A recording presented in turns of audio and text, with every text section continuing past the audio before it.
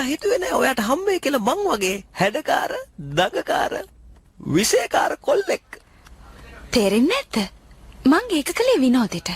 අනිත් එක මං ඔයාව තෝරගත්තේ ඔයා පැත්තකටලා ඉන්නකොට මට දුක හිතුනේ හින්දා.